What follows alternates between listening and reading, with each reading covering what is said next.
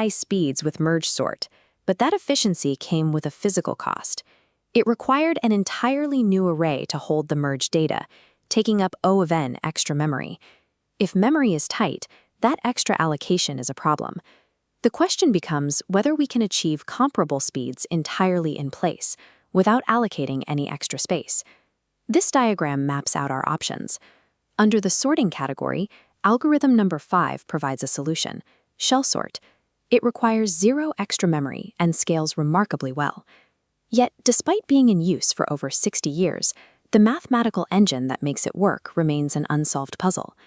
In July 1959, Donald Shell published a modest 2-page paper detailing a new sorting procedure for machines like these. He noticed a severe bottleneck in standard insertion sort. That algorithm builds a sorted list by comparing elements only to their immediate neighbors. If a small numerical value is stranded at the far right end of a large array, it has to crawl all the way to the left, swapping positions one agonizing step at a time. Shell proposed a simple adjustment. Instead of restricting comparisons to adjacent items, the algorithm should compare and swap elements separated by a large distance. He suggested a mathematical sequence for those distances, repeatedly halving the array's length. That exact choice severely degraded the algorithm's performance. The core concept was brilliant, but the flawed initial math triggered an ongoing multi-decade hunt to find the optimal sequence of gaps. Strip away the complexity, and shell sort is essentially insertion sort equipped with the ability to leap. The process relies on what is called H sorting. The algorithm sorts sublists of items that are separated by a fixed large gap, and then progressively shrinks that gap for the next pass. Eventually, the gap shrinks all the way down to exactly 1.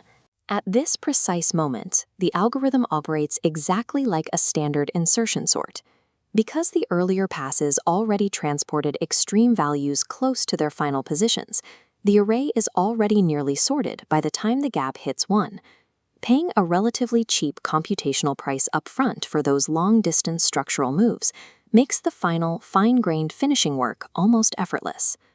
Looking at this diagram, we start with an unsorted 8-element array and set our initial gap to 4. At index 2, we have the number 43.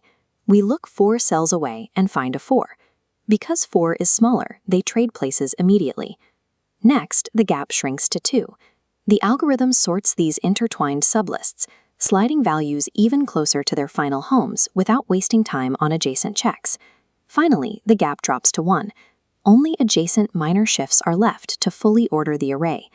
This chart directly compares the two approaches. On top, plain insertion sort requires phonics-separate single-step shifts to move the number 4 into position. On the bottom, shell sort accomplishes the exact same transport in one hop. The leaping mechanism clears out all the expensive long-distance sorting debt before the final detailed pass even begins. This table outlines the mathematical heart of the algorithm. If an array is already sorted, shell sort runs in linear time, or O of n. But the worst-case speed swings wildly depending entirely on which of these gap sequences you choose. Shell's original halving sequence resulted in a slow O of n squared worst case. Over decades, mathematicians refined this.